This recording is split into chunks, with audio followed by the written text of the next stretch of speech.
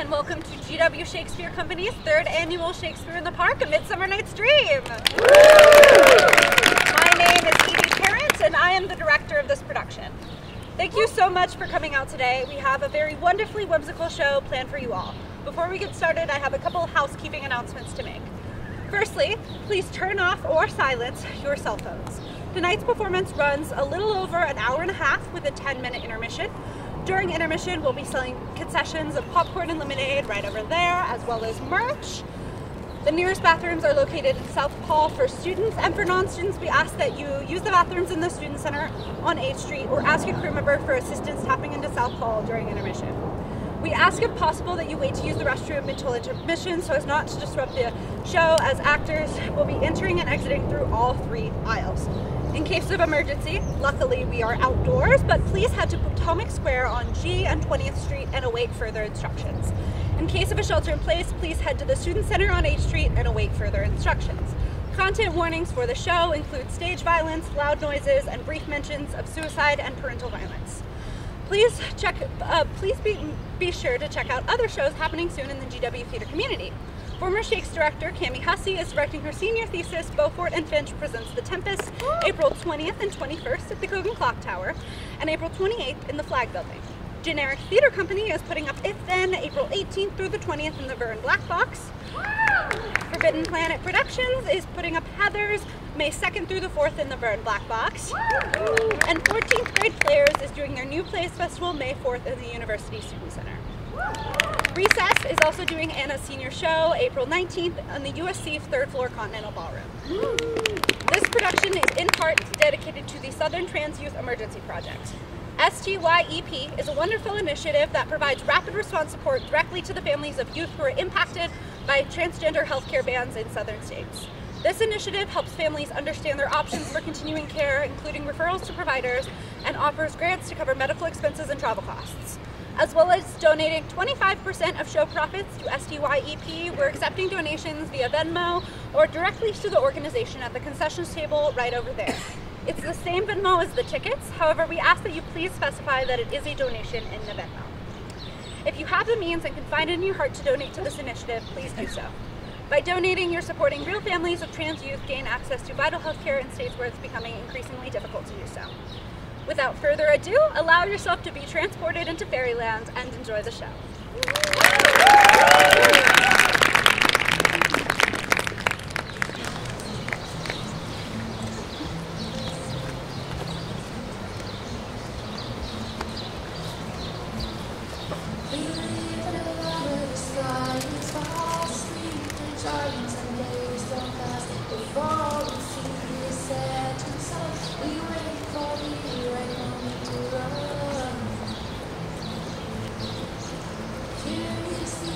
Die.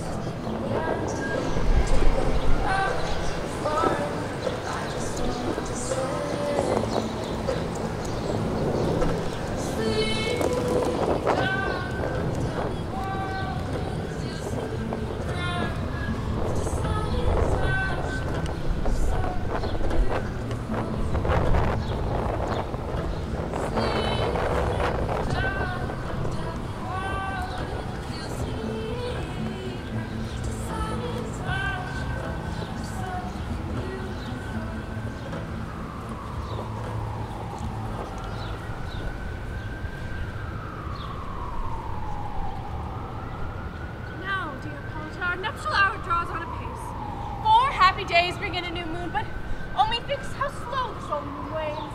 4 days will quickly steep themselves in night, 4 nights will quickly dream away to time, and then the moon as to a silver bow, new bent in heaven, shall behold the eve of our solemnities.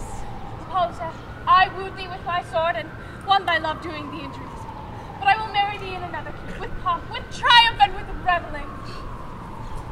Happy be Theseus, our beloved Duke. Thanks, good Egeus, what news with thee? Full of vexation come I, with complaint against my child, my daughter Hermia. Stand forth, Demetrius. My noble lord, this man hath my consent to marry her. Stand forth, Lysander. And my gracious Duke, this woman hath bewitched the bosom of my child. Thou, Lysander, thou hast given her rhymes and interchanged love tokens with my child. With cunning thou hast filched my daughter's heart and turned her obedience, which is due to me, to stubborn harshness. And seeing as though she will not, before your grace, consent to marry with Demetrius, I beg the ancient privilege of Athens. As she is mine, I may dispose of her, which shall be either to this gentleman or to her death, according to our law immediately provided in that case. What say you, fair Hermia? Know that to you your father should be as a god, one that composed your beauties, yea, and one to whom you are but a form in wax, by him imprinted and within his power to leave the figure or disfigure it. Demetrius is a worthy match. So is Lysander. In herself she is, but in this kind, needing her father's voice, the other must be held the worthier. I would my father looked it with my eyes. Rather, your eyes must with his judgment look. While I do entreat your grace to pardon me, I beseech you that I may know the worst that is yet to befall me if I refuse to wed Demetrius. Either to die the death or abjure forever the society of men.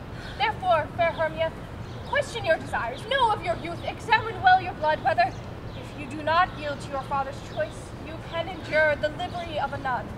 But earthlier happy is the rose distilled than that which, withering on the virgin thorn, grows, lives, and dies in single blessedness. So will I grow, so live, so die, my lord, ere will I yield my virgin patent up unto his lordship, whose unwished yoke my soul consents not to give sovereignty.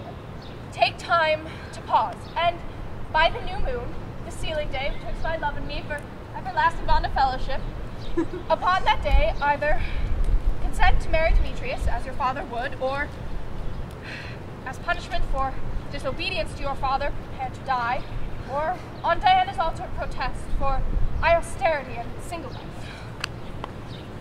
Relent, sweet Hermia, and Lysander, yield thy praise and title to my certain right. You have her father's love, Demetrius. Let me have Hermia's. Do you marry him? Scornful Lysander, truly hath my love, and what is mine, my love shall render him.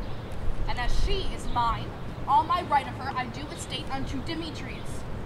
I am, my lord, as well derived as he, as well possessed. My love is more than his. My fortunes every way is fairly ranked, if not with vantage, as Demetrius's.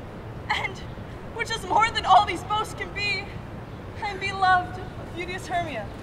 Why should not I then prosecute my right?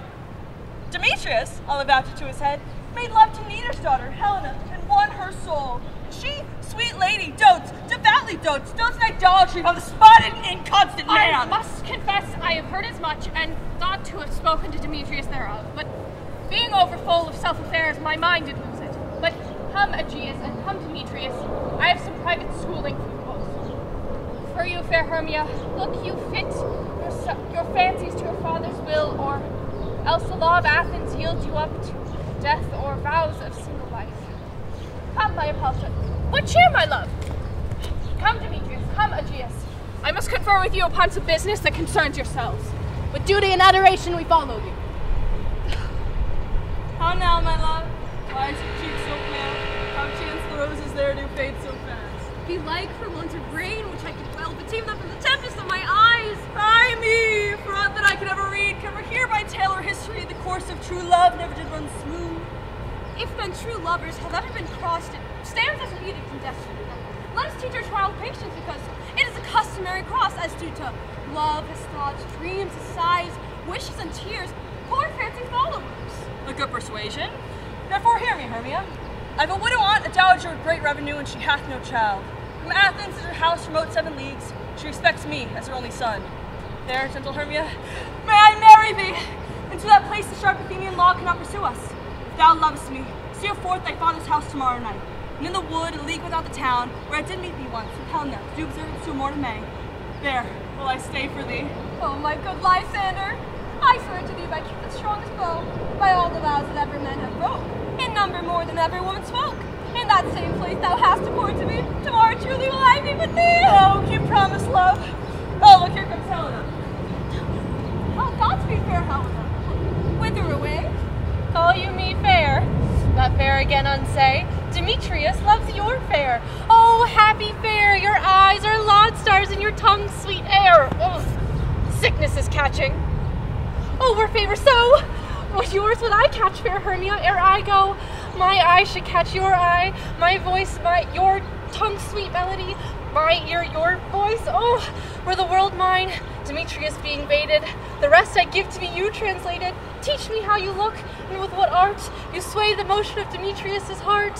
I frown upon him, yet he loves me still. Oh, that your frowns could teach my smiles such skill. I give him curses, yet he gives me love. Oh, that my prayers could such affection move. The more I hate, the more he follows me. The more I love, the more he hateth me. His folly, Helena's, no fault of mine. None but your beauty, were that fault mine. Oh, take comfort. He no more shall see my face. Lysander, myself will fly this place. Before the time I did Lysander see, seemed Athens as a paradise to me. Oh, then what graces in my love do dwell, that they hath turned a heaven into a hell. Helen, to your minds we will unfold. Tomorrow night, when Phoebe doth behold the time the lover's flight doth still conceal, through Athens' gates have we devised to steal. And in the woods where often you and I upon plain primrose beds were wont to lie, emptying our bosoms with their counsel sweet, there my Lysander and myself shall meet, and thence from Athens turn away our eyes from seeking new friends and stranger companies. Oh, farewell, sweet playfellow, pray thou for us, and good luck grant thee thy Demetrius. Oh, keep word, Lysander, but start my sight from lovers' food tomorrow deep advance. I will, my Hermia. Helena, do. If you are him, Demetrius, dote on you. Oh, how happy some or other some can be. Through Athens I am thought as fair as she. But what of that? Demetrius thinks not so, and he will not know what all but he do know. And as he errs, doting on Hermia's eyes, so I, admiring his qualities. Things base and vile, holding no quantity, love can transpose to form and dignity. Love looks not with the eyes, but with the mind. And therefore is winged Cupid painted blind, nor doth love's mind any judgment taste, wings and no eyes a figure unheedy haste. And therefore is love said to be a child, because in choice he is so oft beguiled, as waggish boys and games themselves forswore, so the boy love is perjured everywhere. For ere Demetrius look on Hermia's eyne, he hailed down oath that he was only mine. And when this hail some heat from Hermia felt, so he dissolved, and showers of oaths did melt. I will go tell him of fair Hermia's flight, then to the wood will he tomorrow night pursue her. But for this intelligence, if I have thanks, it shall be a dear expense. For Aaron I mean to entreat my pain, to have his sight thither and back again.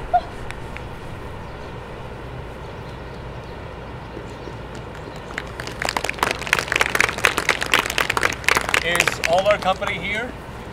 You were best to call them generally, man by man, according to the script. Here is the scroll of every man's name, which is thought fit through all Athens to play in our interlude before the Duke and Duchess on his wedding day at night. First, good Peter Quinn. Say what the play treats on, then read the names of the actors, and so grow to a point. Mary, our play is the most lamentable comedy and most cruel death of Pyramus and Thisbe. A very good work, I assure you, and a merry. Now, good Peter Quince. Call the names of the actors by the scroll. Master, spread yourselves. And sir, as I call you, Nick Bottom, the Weaver. Ready. Name what part I am for, and proceed. Nick Bottom, you are set down for Pyramus. What is Pyramus? A lover or a tyrant? A lover that kills himself most gallant for love. This will ask some tears in the true performing of it. If I do it, let the audience look to their eyes. I will move storms. I will condole in some measure to the rest. But my chief humor is that of a tyrant. I could play Berkeley's rarely, or a part to tear a cat in, to make all split. The rating rocks and shivering shocks shall break the locks of prison gates, and Phoebus' car shall shine from far, and make and mar the foolish fates. This was long. Name the rest of the players. This was Erkley's fame. A tyrant's fame. A lover is more condoled. Francis Flute, the bellows mender. Here, Peter Quince. Flute, you must take Thisbe on you. What is Thisbe? A wandering knight? It is the lady that Pyramus must love. Nay, let me not play a woman. I have a beard coming. That's all one. You shall play it in a mask, and you may speak as small as you will. And I may hide my face. Let me play Thisbe too. I will speak in a monstrous little voice. Thisbe. Oh, Pyramus, my lover dear, like Thisbe dear and lady dear. Oh!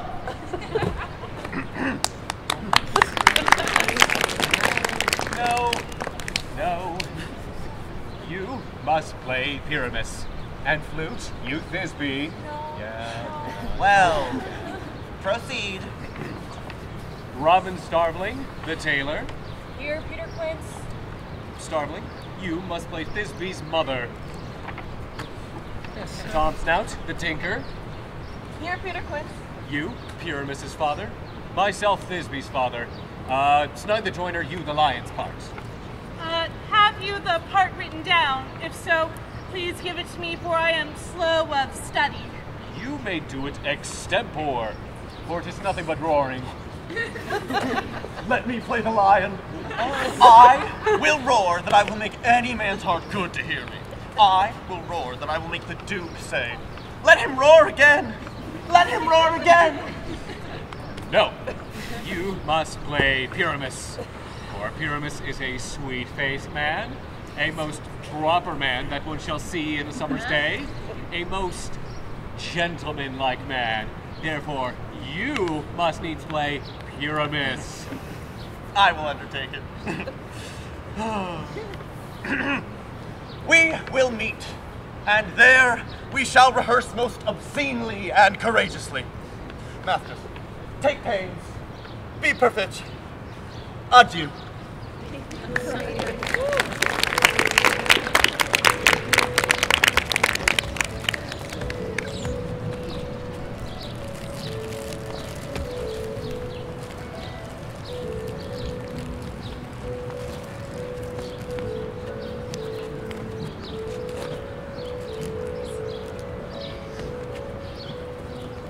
How now, spirits?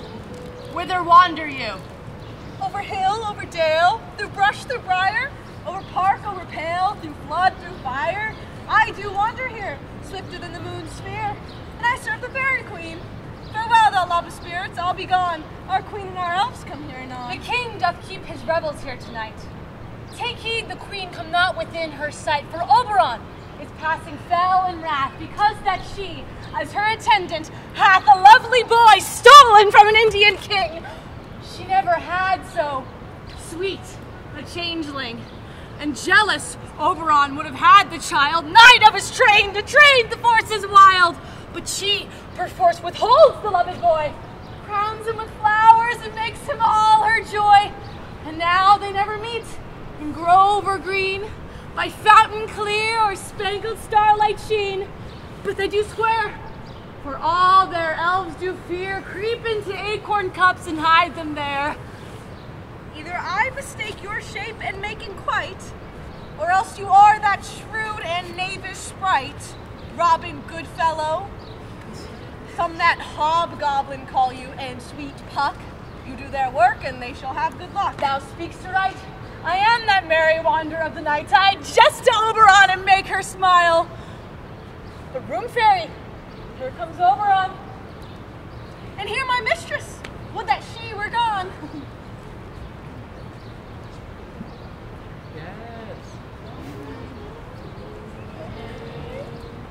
Ill met by moonlight, proud Titania. What, jealous Oberon? Fairies, skip hence. I have forsworn her bed and company. Fairy! Rash wanton. Am not I thy king? I must be thy queen. But I know, when thou hast stolen away from fairyland, why is thou here? Come from the farthest steep of India, but that forsooth, the fair Hippolyta, your mistress and warrior love, to Theseus must be wedded. And you come to bring their bed joy and prosperity? How canst thou thus for shame, Titania, glance at my credit with Hippolyta, knowing I know thy love to Theseus? Didst not thou lead him through the glimmering night? These are the forgeries of jealousy.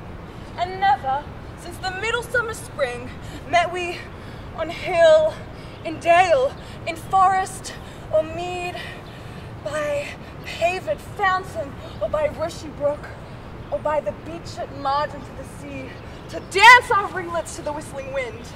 But with thy brows, thou hast disturbed our sport. Therefore, the winds, piping to us in vain, acid revenge have sucked up from the sea contagious fogs, which falling in the land, hath every pelting river made so proud that they have overborne their continents.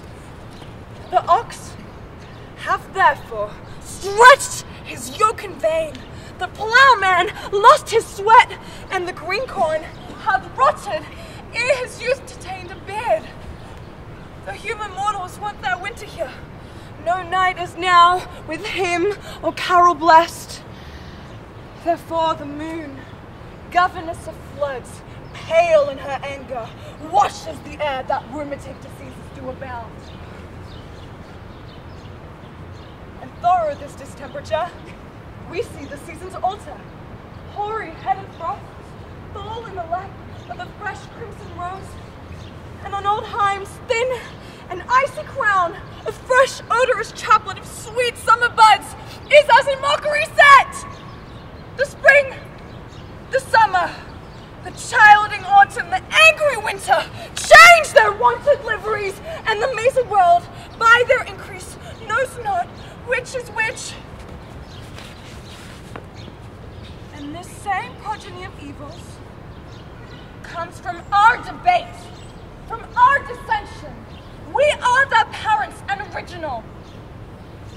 Do you amend it? It lies in you.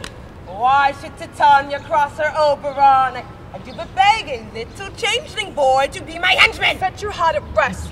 The fairyland buys not the child of me. His mother was a votress of my order, and full often in the spiced Indian air by night hath she gossiped by my side on Neptune's yellow sands. But she, being mortal of that boy, did die. And for her sake do I rear up her boy. And for her sake, I will not part with him! How long within this wood intend you stay? Perchance till after Theseus' wedding day. If you will patiently dance and see our moonlight revel, go with us. If not, spare me, and I will shun your haunts. Give me that boy, and I will go with thee. Not for thy fairy kingdom.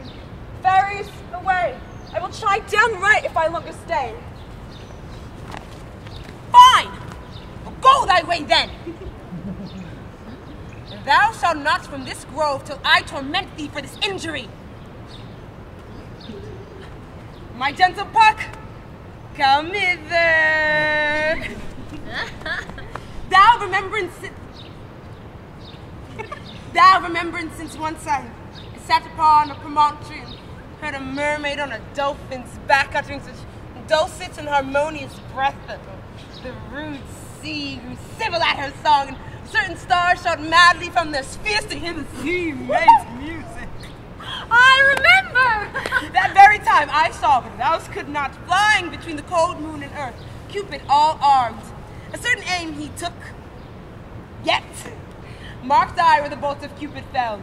It fell upon a little western flower, before milk white, now colored with love's wound, and maidens call it love in idleness. Fetch me that herb, the one I showed thee once. The juice of it on sleeping eyelids lain will make or man or woman madly dote upon the next live creature that it sees. Fetch me that herb, and look thou meet me ere the Leviathan can swim a league. I'll put a girdle about around the world in 40 minutes. Having once this juice, I'll watch Titania when she is asleep, drop the liquor of it in her eyes. The next thing that she, waking, looks upon, be it on lion, bear, wolf, bull, meddling monkey, or on busy ape, she shall pursue it with the soul of love. And ere I take this charm from off her sight, I'll make her render up her page to me. But who comes here? I am invisible, and I will overhear their conference.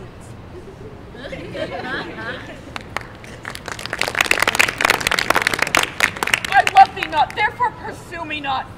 Where is Lysander and fair Hermia? The one I'll stay, the other stayeth me. Thou toldest me they were stolen unto this wood, and here am I, wood within this wood, because I cannot meet my Hermia. Hence, get thee gone and follow me no longer. You draw me, you hard-hearted adamant, yet you draw not iron, for my heart is as true as steel. Leave you your power to draw, and I shall have no power to follow you. Do I entice you? Do I speak you fair, or rather, do I in plainest truth tell you I do not, nay, cannot love you? And for that I do love you the more. I am your spaniel, Demetrius, and the more you beat me, the more I will fawn on you. Use me, but as your spaniel, spurn me, strike me, neglect me, lose me, only give me leave, unworthy as I am, to follow you. What worser place can I beg in your love, and yet in a place of such high respect with me, than to be used as you use your dog? You do impeach your modesty too much, to commit yourself into the hands of one that loves you not, to trust the opportunity of night and the ill counsel of a desert place with the rich worth of your virginity. Your virtue is my privilege, and for that it is not night when I do see your face. Therefore, I think I am not in the night, nor doth this wood lack world of company. For you, in my respect, are the world. Then how can it be said I am alone when the world is here to look on me? Oh, run from thee, and hide me in the brakes, and leave thee at the mercy of wild beasts. So wild if hath not such a heart as you. Run, when you will, the story shall be changed. Apollo flies, and Daphne holds chase. The dove pursues the griffin. The mild hide makes speed to catch the tiger. Boundless speed when cowardice pursues and valor flies. I will not stay thy questions. Hence, get thee gone, and do not follow me. And if thou wilt, do not trust, but I shall do thee mischief in the woods. Aye, in the temple, in the town, the field, you do me mischief. Bye, Demetrius. Oh, I will follow thee and make a heaven of hell, to die upon the hand I love so well.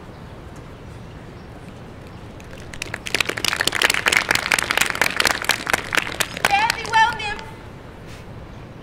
Ere he do leap this grove, thou shalt fly him, and he shall seek thy love.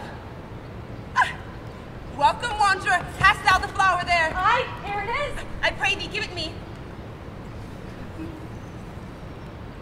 I know a bank where the wild time blows.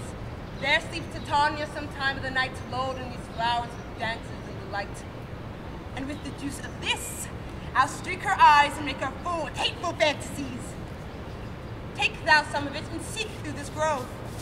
A sweet Athenian lady is in love with a disdainful youth, anointing his eyes, but do it when the next thing that he espies may be the lady.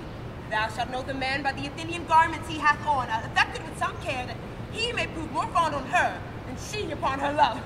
And look thou meet me ere the first cock crow. Fear not, my lord, your servant shall do so.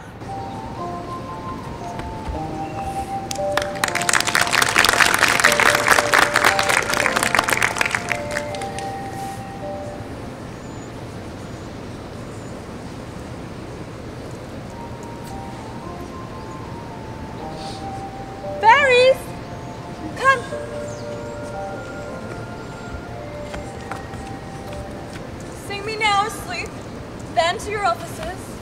and let me rest.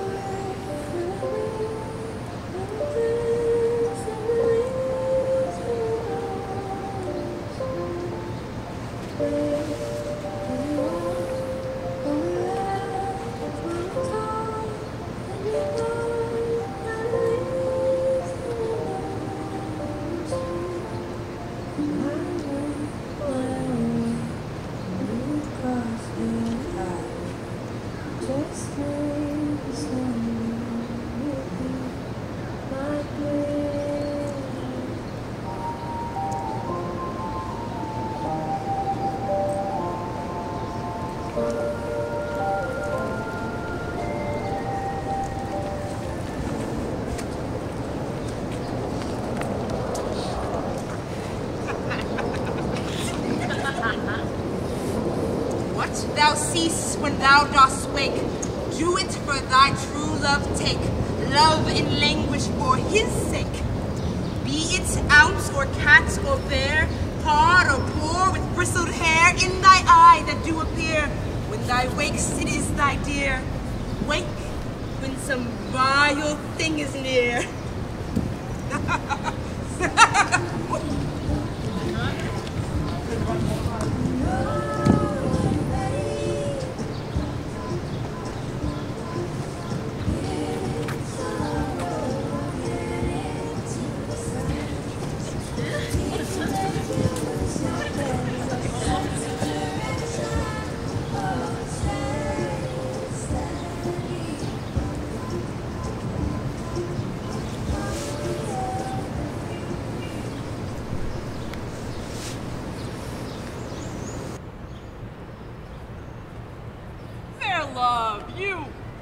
Wandering in the wood.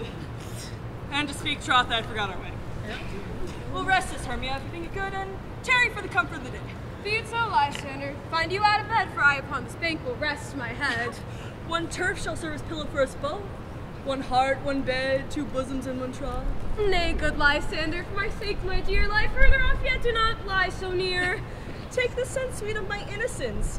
Love takes the meaning love's conference. I mean that my heart unto yours is knit, so that one heart we can make of it. Two bosoms interchained with an oath, so then two bosoms and a single trough. Therefore by your side no bedroom me deny, for lying so, Hermia, I do not lie. Lysander riddles very prettily. Not much bestir my manners and my pride if Hermia meant to say Lysander lied. But, gentle friend, for love and courtesy lie further off in human modesty. Such separation as may well be said becomes a virtuous bachelor and a maid, so far be distant and good night, sweet friend, till love near altar till thy sweet life end. Amen, amen. To that fair prayer say I, and then end life and I end loyalty. Here is my bed. Sleep give thee all his rest. With half that wish, the wishers I be pressed.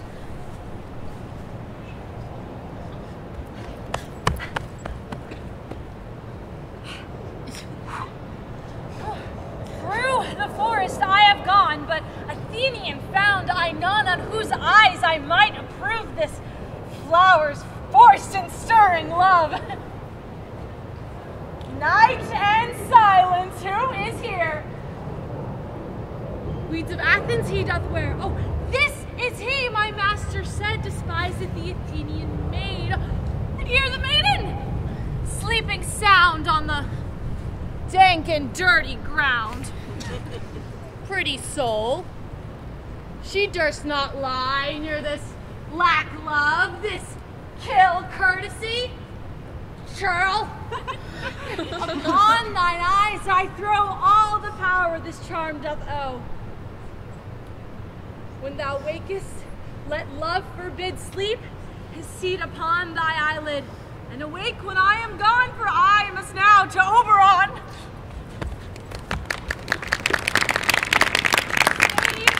Wilt thou kill me, sweet Demetrius? I charge thee hence, and do not haunt me thus!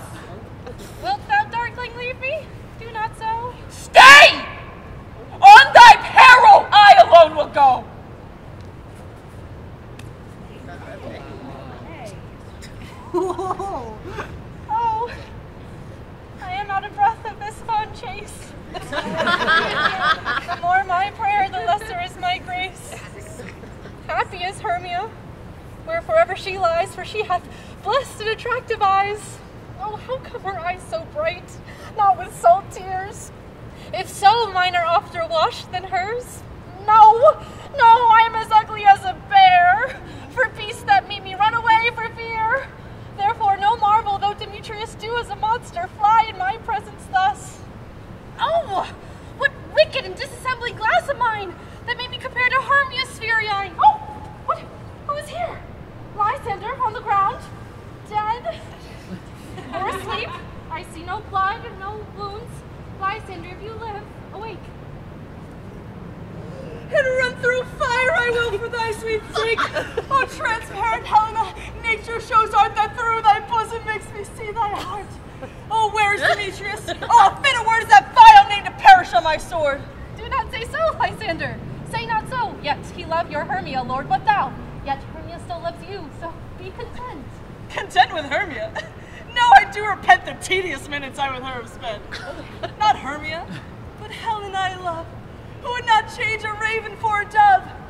Things growing are not ripe until their season, so I being young till now ripe not to reason.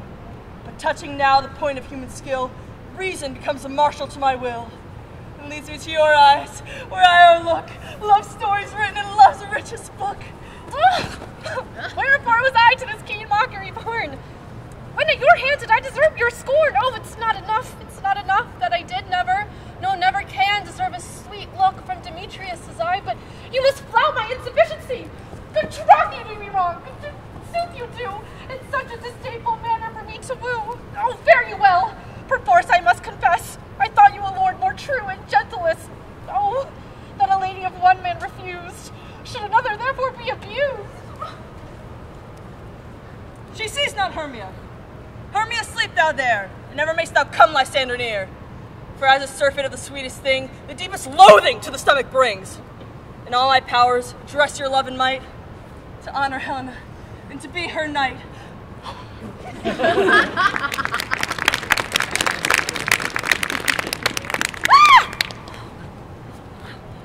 Help me, Lysander, help me, do thy best to pluck this crawling serpent from my breast. Ay me for pity, what a dream was here. Oh, Lysander, look how I do quake with fear. Methought a serpent ate my heart away, and you sat there smiling at his cruel prey. Lysander, what removed Lysander, Lord, what out of hearing God, no sound, no word? Alack, where are you? Speak as in you hear. Speak of all loves I swoon almost with fear. Know then I well perceive you are not nigh. Either death or you I'll find immediately.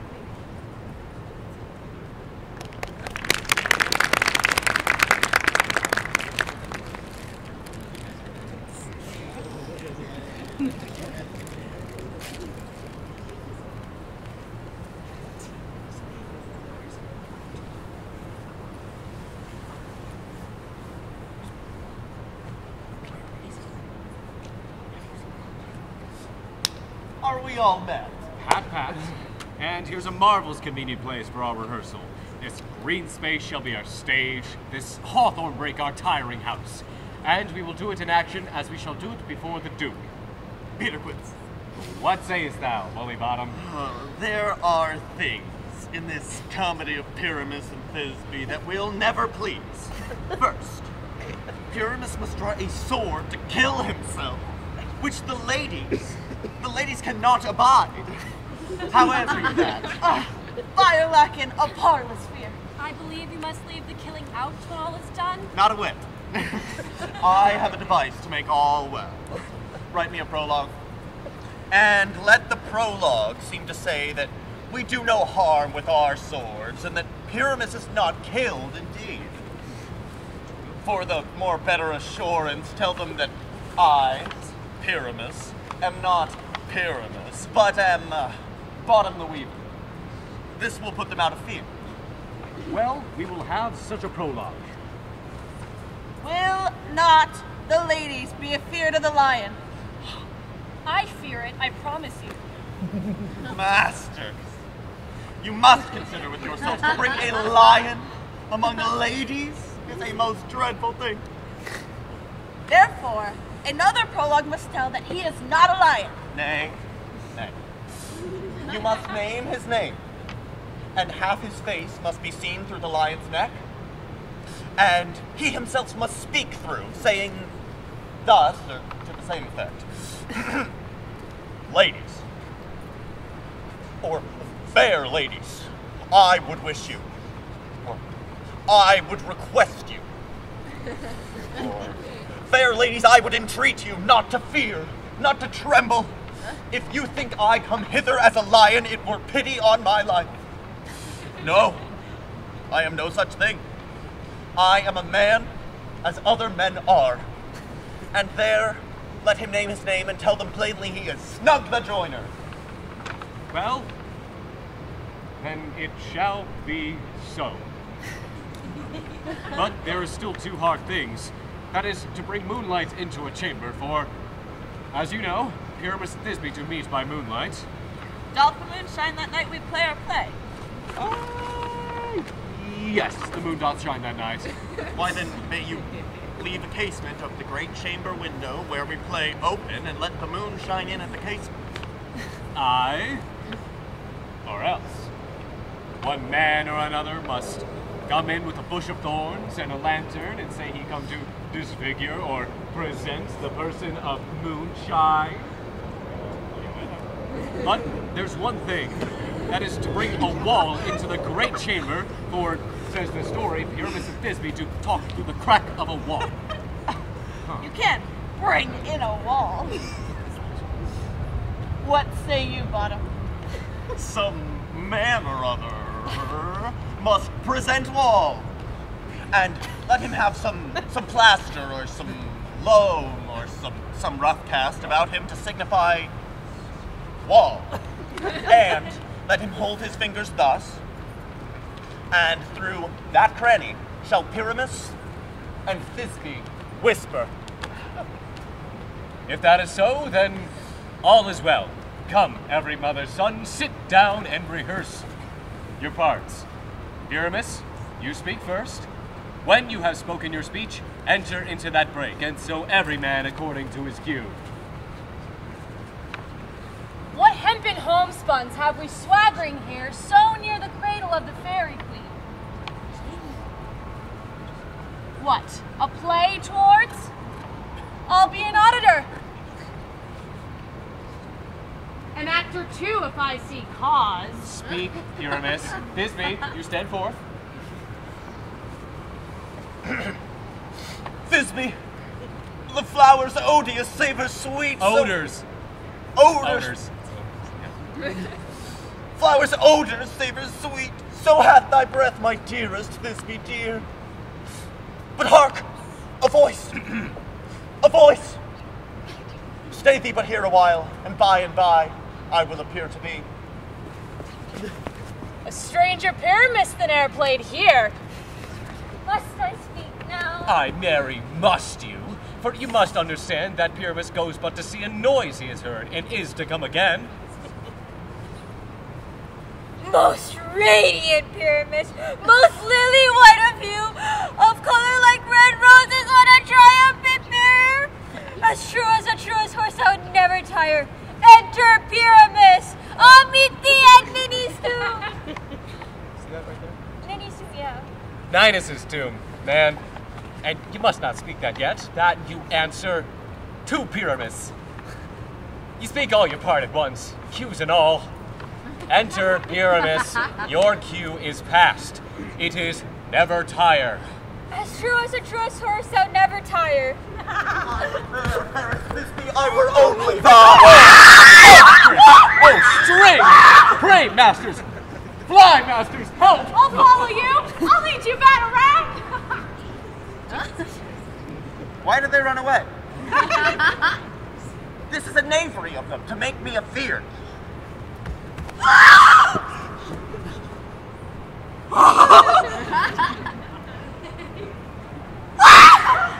art changed! What do I see on thee? What do you see? You see an ass head of your own, do you? Bless thee, Bottom. Bless thee. Thou art translated. I see their knavery. This is to make an ass of me. To frighten me, if they could. But I will not stir from this spot. Do what they can. I will walk up and down here, and I will sing that they may hear I am not afeard. The ouzel cock so black a hue with red and tawny tail, the throstle with its note so true, the wren with little quill. An angel wakes me from my flowery bed. I pray thee, gentle mortal, sing again. Mine ear is much enamored of thy note, so is mine eye. Round to thy shape, and my fair virtue's force perforce doth move me to say, to swear, I love thee. Methinks, mistress, you should have little reason for that. And yet, to say the truth, love and reason hold little company nowadays. The more the pity that some good neighbor should not make them friends. Hey, I can gleek on occasion. Thou art as wise as thou art beautiful. Not so neither. But if I have wit enough to get out of this wood, I have enough to serve mine own turn. Out of this wood do not desire to go. I am a spirit of no common race. The summer still doth tend upon my state. And I do love thee. Therefore go with me. I'll bring these fairies to what I love thee. Peasblossom, Cobweb, Moth, Mustardseed!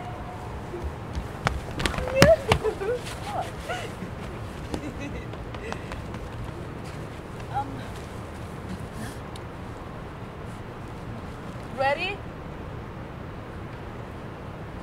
And I. And I. And I! Be kind and courteous to this gentleman. Hop in his walks and gabble in his eyes. Feed him with apricots and dewberries and pluck the wings from painted butterflies to fan the moonbeam from his sleeping eyes. Not to him else, and do him courtesies.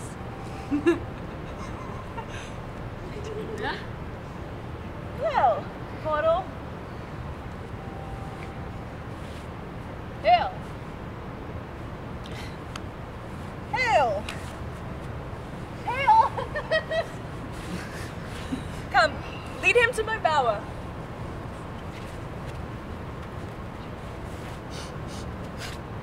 The moon, methinks, looks with a watery eye. And when she weeps every little flower, lamenting some enforced chastity. Tie up my lover's tongue. Bring him silently.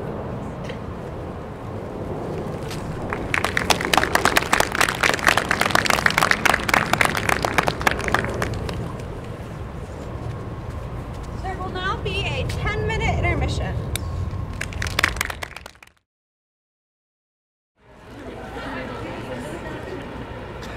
I wonder if Titania be awaked. Then, what it was that next came in her eye, which she must dote on in extremity. Here come my messenger. How now, mad spirit, what knight who now about this haunted grove? Oh, my mistress with a monster is in love! Near to her close and consecrated bower when she was in her dull and sleeping hour, a crew of patches, rude mechanicals, who worked for bread upon Athenian stalls, were met together to rehearse a play, intended for great Theseus' nuptial day. The shallowest thick-skinned of that barren sort, who Pyramus presented, in their sport forsook his scene and entered in a break, when I did him at this advantage take, an ass's knoll I fixed on his head, anon his Thisbe must be answered. So forth my mimic comes, when they him spy, so at his sight away his fellows fly. I led them on in this distracted fear, and left sweet Pyramus translated there, when in that moment, so it came to pass, Titania waked, and straightway loved an ass. This falls out better than I could devise. What? Hast thou yet laxed the Athenian's eyes with the love juice as I bid thee do? I took him sleeping, that is finished too. And the Athenian woman asleep by his side, so that when she wakes, of course she must be eyed. Stand close. This is the same Athenian. Oh, this is the woman, but not this the man. Demetrius! Oh, why rebuke you him that loves you so? Lay breath so bitter on your most bitter foe. Now I would chide, but I should use thee words, for thou Avery hast given me cause to curse. If thou hast slain Lysander in their sleep, being o'er shoes and blood plunged in the deep, and kill me too. Oh, the sun was not so true unto the day as she to me would. They have stolen away from sleeping Hermia? It cannot be but thou hast murdered them. So should a murderer look so dead, so grim. And so should the murdered look, and so should I, pierce through the heart with your stern cruelty. Yet you, the murderer, look as bright, as clear as yonder Venus in her glimmering sphere. Oh, what's this to my Lysander? Where are they? Oh, good Demetrius, will thou give her me? I would rather give her carcass to my house. Oh, out, dog, out, cur! Thou hast driven me past the bounds of maiden patience. Oh, thou hast slain them then. Henceforth never be numbered among men. Thou hast killed them sleeping, oh brave touch me not. Oh, worm and adder do so much. Oh, an adder did it for with doubler tongue. Thou thine, thou serpent, never adder stung. You spend your passion on a misprized mood. I am not guilty of Lysander's blood, nor is she dead for aught that I can tell. I pray thee then, tell me that he is well. And if I could, what should I get therefore? A privilege never to see me more. Till thy hated presence part I so, see me no more whether he be dead or no. There is no following her in this fierce vein. Here therefore for a while shall I remain, and sorrow's heaviness doth heavier grow, that debt that bankrupt sleep doth sorrow. What hast thou done? Thou hast mistakest quite and laid the love juice on some true love's sight. Helena of Athens, look thou find, by some illusion, see thou bring her here. I'll charm his eyes again she do appear.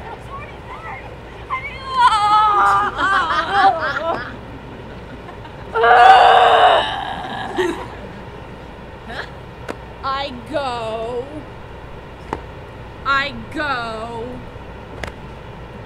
Look how I go. Swifter than arrows from the Tartar's bow.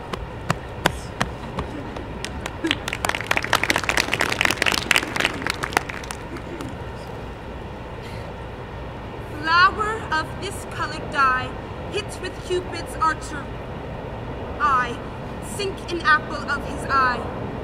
When his love he doth espy, let her shine as gloriously as Venus of the sky. When she wakes, if she be by, beg of her for remedy. Captain of our ferryman!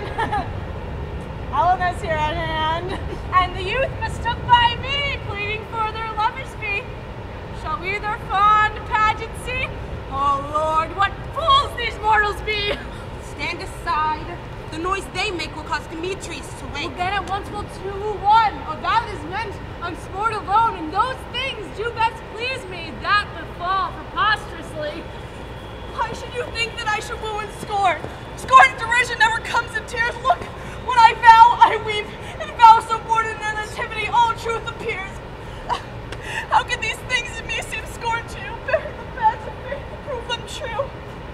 You do advance your cunning more and more. When truth kills truth, oh devilish holy fray! These vows are Hermia's. Will you give her or? Weigh oath with oath, and you will nothing weigh. Your vows to her and me, put on 2 scales, will even weigh, both as light as tails.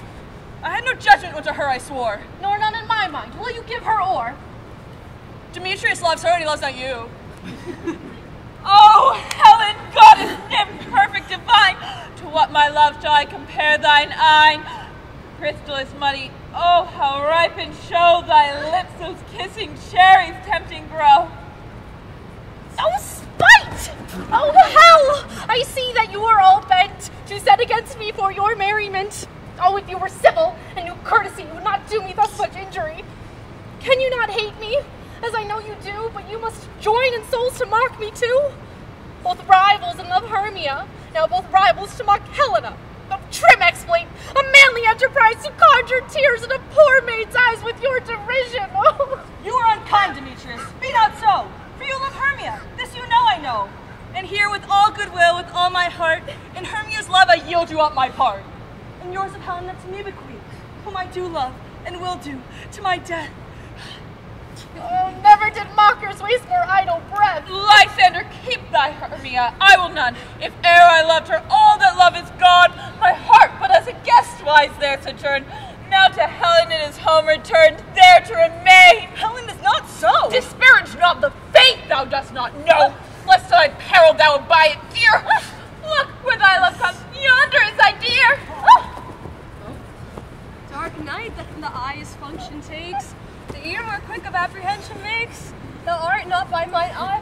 Lysander bound! Oh, my dear, I think it brought me to thy sound. But why intended that thou leave me so?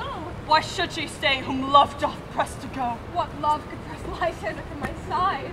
Lysander's love, that would not let them bide. Fair Helena, who more in galled the night than all yon fiery oaths and eyes of light. Why seekest thou me? Could not this make thee know the hate I bear thee made me leave thee so? Oh, you speak not as you think it cannot be. Lo, she is one of this confederacy. Now I see they have conjoined all three to fashion this false sport in spite of me. Dangerous Hermia, most ungrateful maid. Have you conspired, have you with these contrived to bait me with this foul derision? Is all the counsel we two have shared? The sisters' vows, the hours we have spent when chide the hasty-footed time for parting us? Oh, is all forgot? All schoolhood friendship and childhood innocence. We, Hermia, like two artificial gods, have with our needle created both one flower, both on one sampler, both on one cushion, both warbling one song, both in one key, as if our hands, voices, sides, and minds had been incorporate. So we grew together. And you will rent this ancient love asunder to join them? In mocking your poor friend. I am amazed at your words. I scorn you not. It seems that you scorn me. Have you not set Lysander, as in scorn, to follow me and praise my eyes and face? And have you not made your other love, Demetrius, who even now did chide me with his foot, to call me a goddess, nymph divine, a rare and precious celestial? Wherefore speaks he this to her he hates? Wherefore Lysander deny your love, so rich within their soul, to tender me, forsooth affection, but by your putting on, by your consent? I understand not what you mean by this. If you had any pity, grace, or manners, you would not make such an argument. But fare you well, 'tis partly my own fault, which death or absence shall soon remedy. Oh, stay, gentle Helena, hear my excuse. My love, my life, my soul, fair Helena. Oh, excellent. Oh, sweet, do not scorn her so. If she cannot entreat, I can compel. Thou canst compel no more than she entreat. Thy threats have no more strength than her weak prayers. Helen, I love thee. By my life I do. I swear by that which I will lose for thee to prove and false it says I love thee not. I say I love thee more than she can do. Oh, if thou say so, withdraw and prove it too. Quick, come! Oh, Lysander, whereto tends all this? No, he'll seem to break loose. He'll say he'll bow, but yet come not. Hang off, thou cat, thou burr! Vile thing, let loose, or I'll shake thee from me like a serpent! Lysander, why are you grown so rude? What changes the sweet love? Thy love, outlow the medicine. Oh, hated potion, hence! Do you not jest? Yes, Susan, so do you! Demetrius, I'll keep my word with thee. I wish I had your bond, for I perceive a weak bond holds you. I will not trust your word. What? Should I hurt her, strike her, kill her dead? Although I hate her, I shall not harm her so. What can you do me greater harm than hate? Hate me wherefore? Oh, me what news, my love? Am I not Hermia? Are not you Lysander? I am as fair as I was erewhile. Since night you loved me, yet since night you left me. Oh, why you left me, oh, the gods forbid, and earth shall I say? Aye! By my life! And never did desire to see thee more. Therefore, be out of hope, of question, of doubt, be certain nothing truer. 'Tis no jest that I do hate thee. And love, Helena. Oh, me. You juggler, you canker blossom, you think of love! Well, have you come by night and stolen my love's heart from that? Fine, I faith.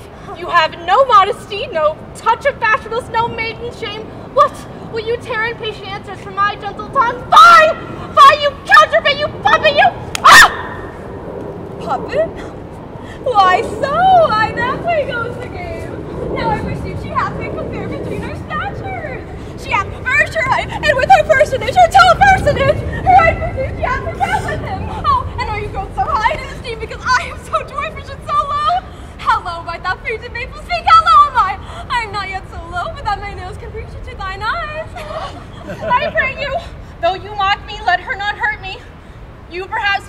she is something lower than myself that I can match her. Oh, lower? Hark again!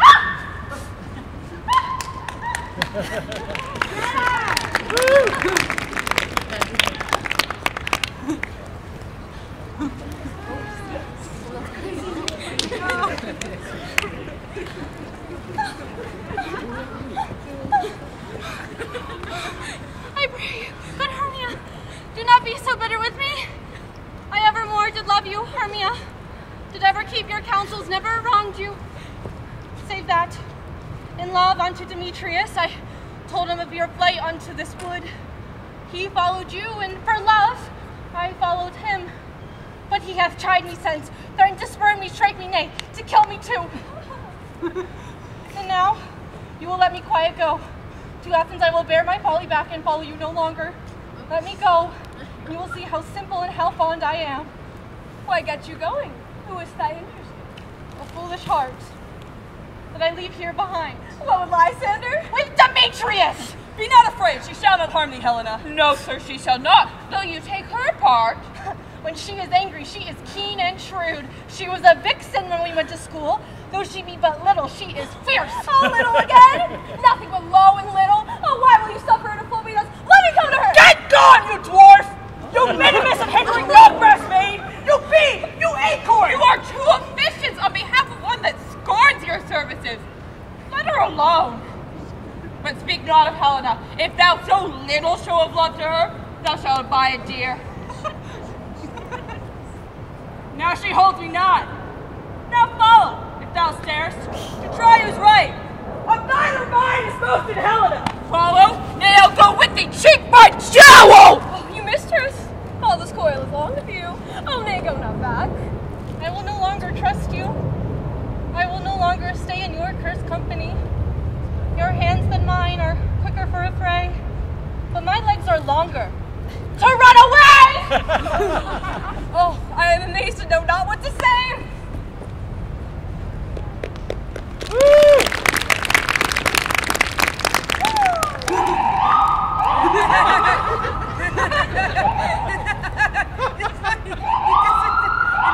This is thy negligence! Still thou mistakest, or else thy commits thine Avery willfully. Believe me, King of Shadows, I mistook. But did you not tell me I should know the man by the Athenian garments he had on? And so far blameless marks my enterprise that I have anointed an Athenian's eyes. And so far I'm glad I didn't sort, for their jangling I esteem a sport. Then drop this herb into Lysander's eye. Its liquor hath this virtuous property to take from thence all error with their might, make the eyeballs roll with wonted sight. When they next wake, all this derision shall seem a dream and fruitless vision. Then back to Athens, where the lovers wend, with league whose date till death shall never end. Whilst I in this affair do thee employ, out to my queen and beck her changeling boy, and then I will her charmed eye release from monsters' view, and all things will be at peace.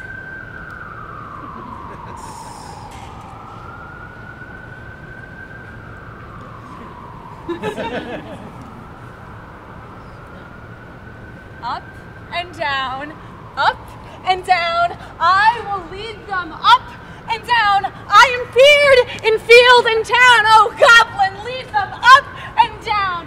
Here comes one. Where art thou, proud Demetrius? Speak thou now! Here, villain, drawn and ready, where art thou? I will be with thee straight. Follow me then to plainer ground. Lysander, speak again! Thou run away, thou coward! Art thou fled? Speak!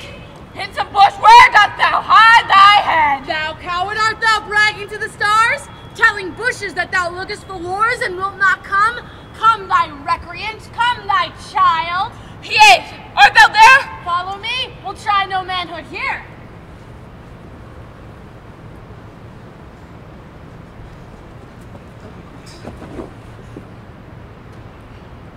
The villain is much lighter heeled than I. I follow fast, but faster he did fly. The fallen am I in dark and even way, and here will rest me. Come, thou gentle day, if for once thou show me thy great light, I'll find Demetrius and revenge this spite. Oh, villain, why comest thou not? Come, follow my voice. Nay, then, thou mockest me. Thou shalt buy this dear if ever thy face by daylight see. But faintness now constraineth me to measure out my length on this cold bed, but by day's approach, I want to be visited.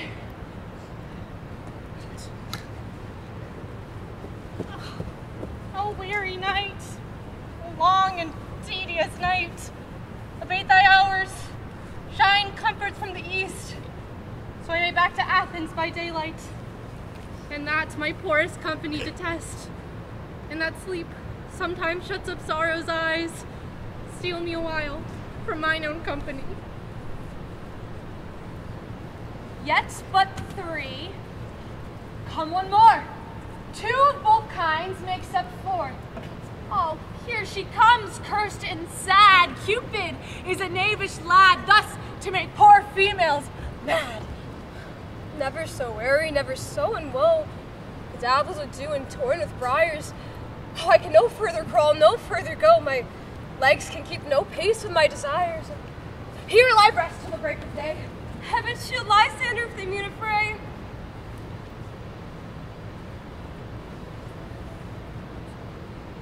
On the ground, sleep sound, I'll apply to your eye, gentle lover, remedy.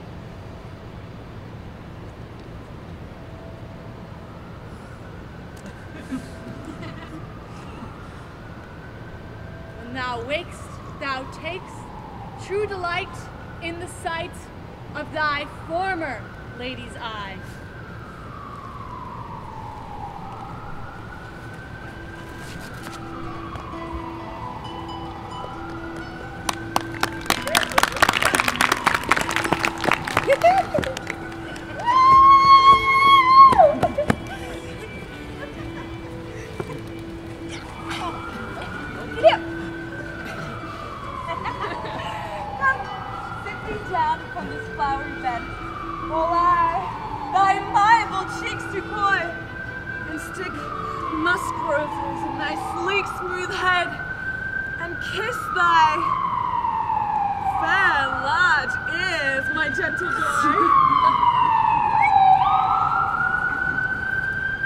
Where's Peasblossom?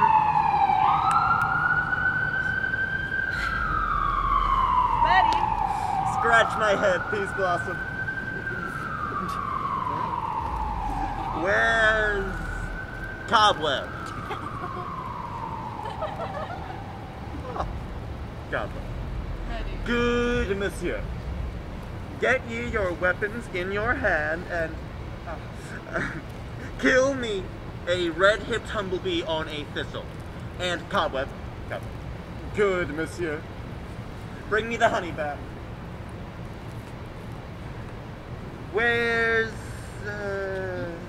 Mustardseed? Ready? What is your will? Oh, nothing. Except to help cavalry Cobweb to scratch. I must to the barber's. Methinks I'm a marvel's hairy about the face. And I am such a tender ass. If my hair but tickle me, I must scratch. Does thou desire some music, my sweet love? I have a reasonable good ear in music. Let's have the tongs and the bones. Or say, sweet love, what thou desires to eat? A peck of provender, truly. I could munch your good dry oats. Methinks I have a desire to a bottle of hay. Okay. Good hay? Sweet hay hath no fellow. I have a venturous fairy that shall seek the squirrel's horn and fetch thee new nuts. Go. I would rather a handful or 2 of dried peas. But I pray you, let none of your people stir me. I feel an exposition of sleep coming on. Sleep thou, and I will wind thee in my arms. Fairies, away, and be always away. So doth the woodbine, the sweet honeysuckle, gently entwist the female ivy so, and rings the barky fingers of the elm. Oh, how I love thee, how I dote on thee.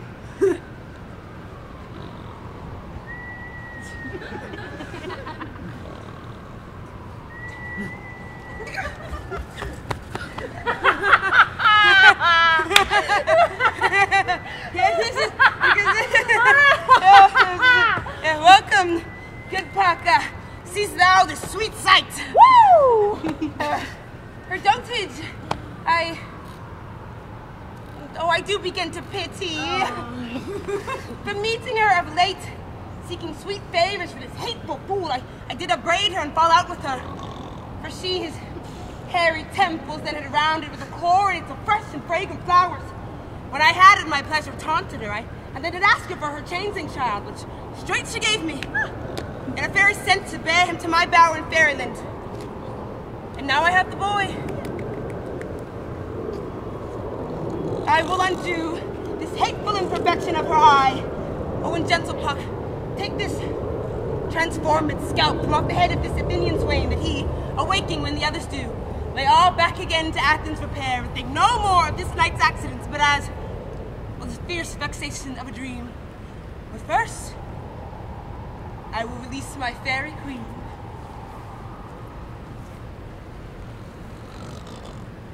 Be as thou wast wont to be, see as thou wast wont to see.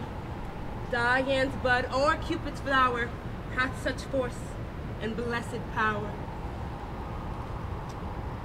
And now, Titania, awake you, my sweet queen. Oberon, what visions have I seen? Methought I was enamored of an ass. There lies your love.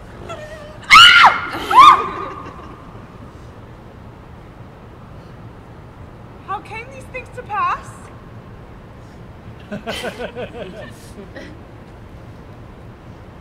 Oh, how I loathe his visage now.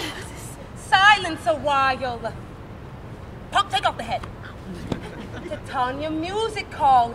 It strike more dead than common sleep of all these 5 sense. Music, oh, music such as charmeth sleep. Now when thou wakes with thine own fool's eyes peep. Come, my queen, take hands with me. Now thou and I art new in amity, and will tomorrow midnight solemnly dance in Duke Theseus' house triumphantly, and bless it all to fair prosperity. There shall the pairs of faithful lovers be wedded with Theseus, all in jollity. Fairy king, attend and mark, I do hear the morning lark. Then, my queen, in silence sad, trip we after midnight shade. We the glow can compass soon, swifter than the wandering moon. Come, my lady, and in our flight, tell me how we came this night, that I, sleeping here, was found. Oh, with these mortals on the ground.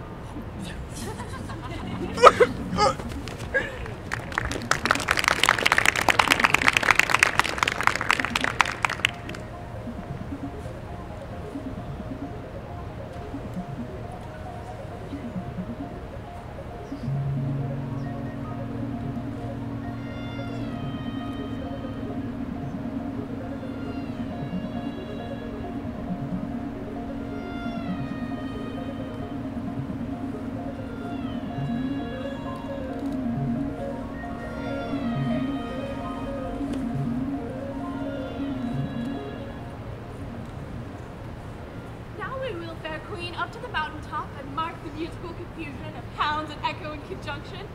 What soft? What nymphs are these? This my daughter here asleep. And this Lysander, this Demetrius is, and this Helena. Well, Neater's Helena. I wonder if they're being here together. No doubt they rose up early to observe the rite of May, and hearing of our intent, came here in grace and solemnity. But speak, Egeus, is this not the day that Hermia is to give answer of her choice? It is, my lord. Good morrow, friends. St. Valentine is past. Begin these woodbirds but to couple now? Pardon, my lord. I pray you all, stand up, stand up. I know you two are rival enemies. How comes this gentle concord in the world that hatred is so far from jealousy? To sleep I hate and fear no enmity? My lord, I shall reply, amazedly, half sleep, half waking. But as yet I swear I cannot truly say how I came here. But as I think, for truly would I speak, and now I do bethink me, so it is. I came with Hermia hither. Our intent was to be gone from Athens, where we might, without the peril of the Athenian law... Enough! My lord, you have enough. I beg the law upon her head! They would have stolen away, they would have. Demetrius, the right to have defeated you and me, you of your wife, and me of my consent that she should be your wife. Good, my lord. Fair Helena told me of this their plan hither unto this wood, and I in fury hither followed them. Fair Helena in fancy following me, but good, my lord, I wot not by what power, but all my love to Hermia, melted as the snow, and in all truth, the virtue of mine heart, the object and pleasure of mine eye is only Helena. To her, my lord, was I betrothed ere I saw Hermia, but as in sickness I did loathe this food, but now, returned to my natural health, do wish it, love it, long for it, and will forevermore be true to it. Fair friends, you are fortunately met. Of this discourse we will hear more anon. Egeus, I will overbear your will, for in this temple, by and by, these lovers shall be eternally knit. And for the morning now is something worn, our purpose hunting shall be set aside. Come, my Hippolyta, we will go to Athens 3 and 3 and hold a great feast in our solemnity.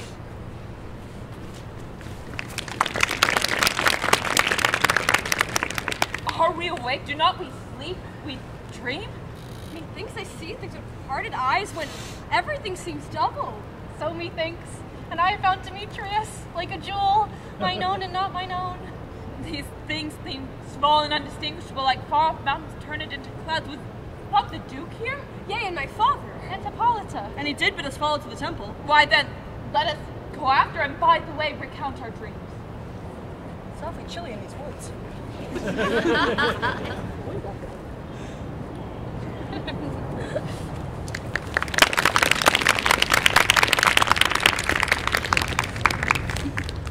When my cue comes, call me, and I will answer. My next is, most fair Pyramid. Peter Quince. Flute, the bellows mender. Snout the tinker. Starfling. God's my luck. Stolen hence and left me asleep. I have had a most rare vision. I have had a dream past the wit of man to say what a dream it was. Man is spun an ass if he is to expound upon my dream. Methought I was, no man can say what, methought I was, and methought I had, but man is but a patched fool if he is to offer what methought I had. The eye of man hath not heard, the ear of man hath not seen. Man's hand is not able to taste, his tongue to conceive, nor his heart to report what my dream was. I will get Peter Quince to write a ballad of this dream. It shall be called Bottom's Dream, for it hath no bottom.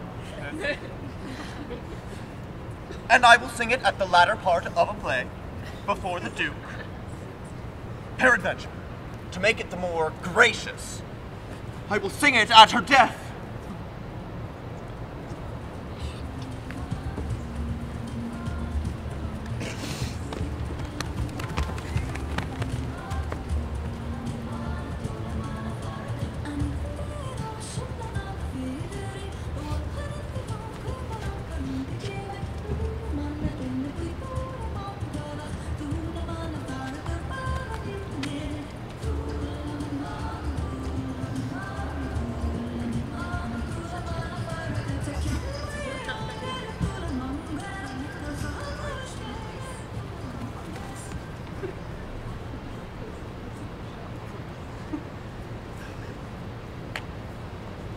Have you sent to Bottom's house? Is he come home yet? he cannot be heard of. Had it down path transported.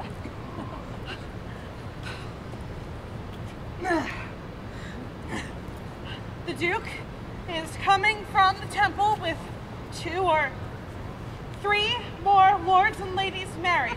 If our sport had gone forward, then we'd all been made men. Oh, sweet bully bottom. He had not made a sixpence a day in his life. He had not escaped a sixpence. Had the Duke not given him a sixpence for playing Pyramus, I will be hanged! You know nothing of it. Where are these lads? Where are these hearts? Bottom! Oh, most courageous day. Oh, most happy hour. Masters, I am to discourse wonders.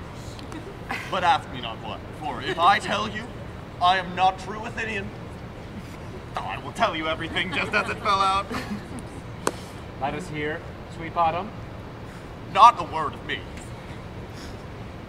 All I will say is the Duke hath dined.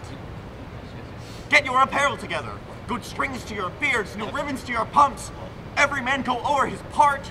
Meet presently at the palace, for the short and the long of it is our play is preferred. No more words of me. Away, go away, away. Preferred.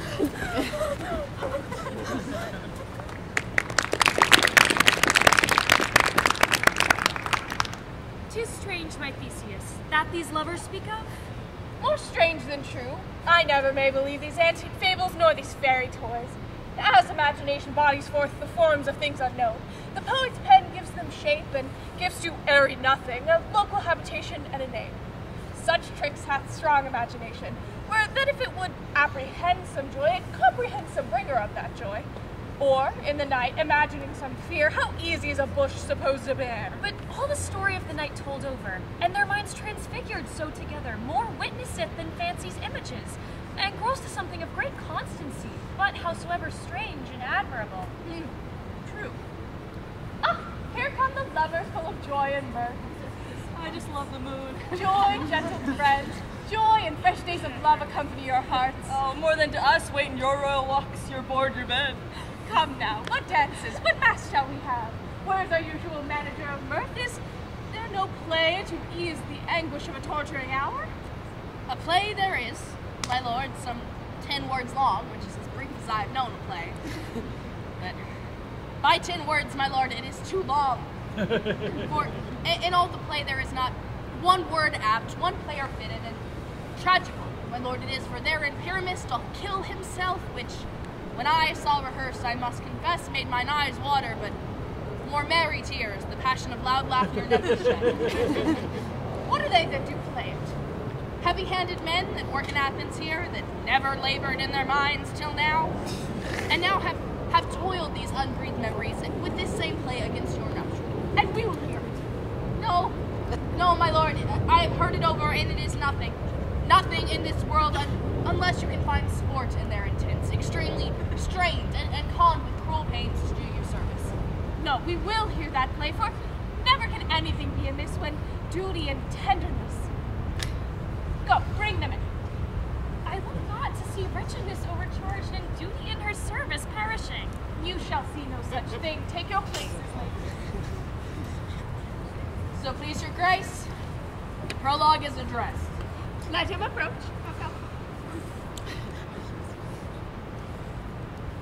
If we do offend, it is with our good will, that you should think we come not to offend, but with our good will, to show our simple sill, that is the true beginning to our end. Consider then, we come but in despite. We don't come as minding to contest you, our true intent is. All for your delight, we are not here. Thus, if you shall here repent you, the actors are at hand, and by their show, you shall know all that you are like to know. His speech was like a tangled chain, nothing impaired, but all disordered.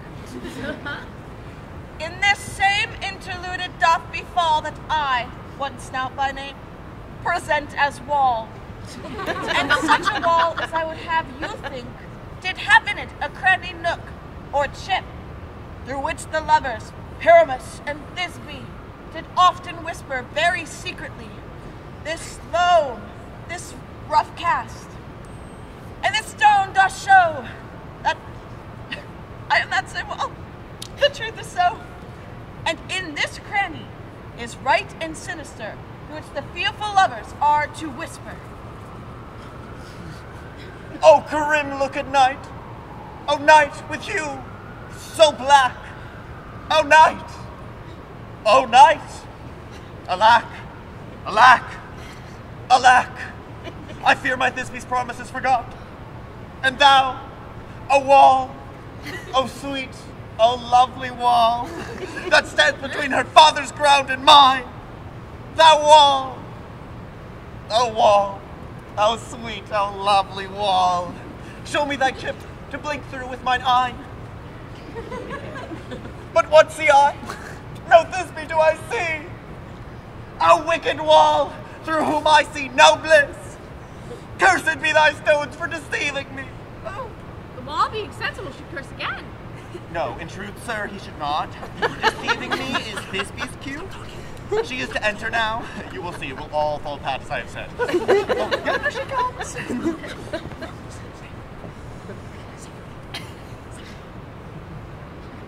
Oh, wall, hadst thou heard my moans that kept me Pyramus and... I see a voice. Now will I to the chip to spy, and I can hear my Thisbe's face. Thisbe. Thou art my love, I think. Oh, kiss me through the hole of this vile wall. I'll kiss thy wall, but not thy lips. Wilt thou at Minnie's tomb meet me straight away? Tide life, tide day, I'll meet thee straight away. And wall, my part discharged so, and being done, away wall doth go. Now, is the wall down? No remedy, my lord, when walls are so ready to hear without warning. This is the silliest stuff that ever I heard. If we expect no more of them than they of themselves, they may yet pass for excellent men. Here come two more noble beasts, a man and a lion.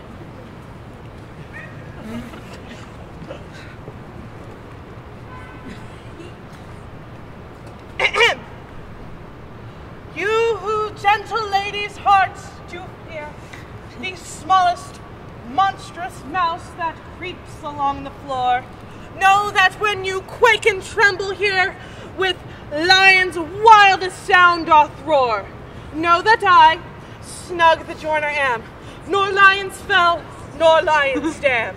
For if I come to this space in strife, 'twere pity on my life. Beast and of a good conscience too. This Lathorn doth the horned moon present. I myself, the man the moon, do seem to be. But this is the greatest error of all the rest. The man should be put into the lanthorn. How else is the man in the moon? He does not enter for you see the candle is already stone. Proceed, moon. All I have to say is to tell you that this Lathorn doth the moon. I myself, the man the moon, this thorn brush my thorn brush, and this dog my dog! I'm here at Hades too, but where's my love?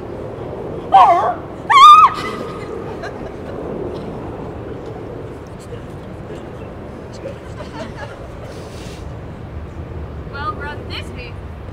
Well roared, lion? Well shone moon, truly the moon shines with a good grace. Well mouse lion. And then came Pyramus. Sweet moon, I thank thee for thy sunny beams. I thank thee, moon, for shining now so bright. For by thy gracious golden glittering gleams do I trust to take of truest Thisbe sight. But what dreadful dole is here, stained with blood? Ow! Approach, ye furies fell! Fate, come! Cut thread and throat! Quail! Crush, conclude and quell! His passion in the death of a dear friend does so much to make a man look sad. Beshrew my heart, but I pity the man. Oh, wherefore, nature, didst thou lion frame, since lion here hath deflowered my dear? Which is, no, which was the fairest dame that lived, that loved, that liked, that looked with cheer. Come, tears. Confound! Out, sword! And wound the pap of Pyramus, the left pap where the heart doth hop. Thus die I. Thus. Now I am dead. Now I am fled. My soul is in the sky. Tongue, loose thy light. Moon, take thy flight. Now die. With the Die. surgeon, he Die.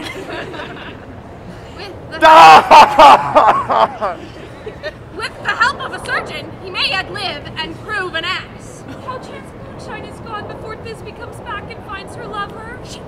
She will find him by starlight, and thus she enters, and her passion ends the play. Asleep, my love? What dead? Oh, that's it! Oh, Sissy! They're so cold! I missed you! So, adieu, fair friends. Farewell. Adieu! Moonshine and lion are left to bury the dead. Aye, and wall too. No, I assure you, the wall is down that parted their fathers. Now, will you see the epilogue or hear a Bergmask dance between two of our company? No, epilogue, no, I pray you. No excuse, never excuse, for when all the players are dead, there need not be anyone blamed.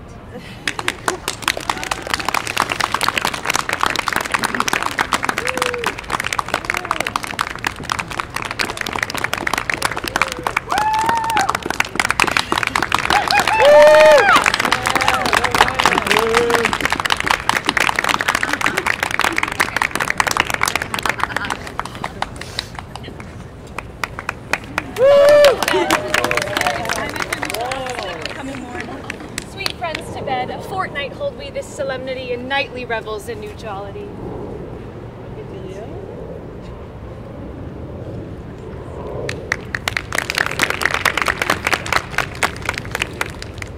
Through this house give glimmering light, by the dead in drowsy fire, every elf and fairy sprite hop as light as bird from briar.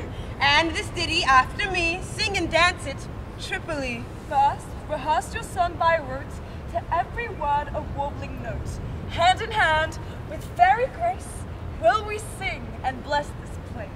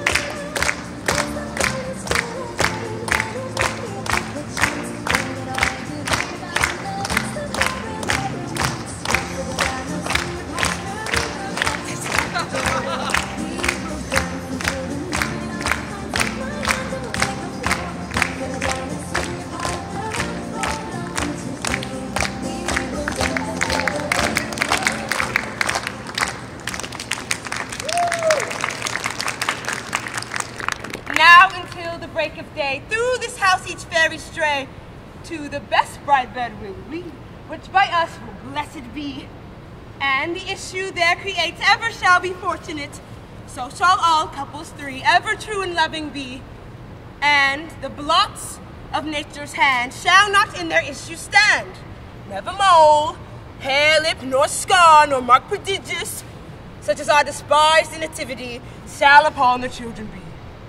With this field you consecrate, every fairy take his gate, and each several chamber bless, through this palace with sweet peace, and the owner of its best ever shall in safety rest.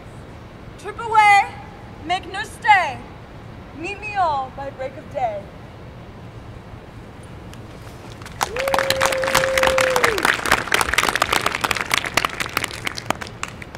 If we shadows have offended, think but this, and all is mended, that you have but slumbered here while these visions did appear, and in this weak and idle theme no more yielding, but a dream. Gentles, do not reprehend. If you pardon, we will mend, as and I am an honest puck. If we have unearned luck now to escape the serpent's tongue, we will make amends ere long. Else the puck a liar call. So good night unto you all. Give me your hands if we be friends, and Robin shall restore amends.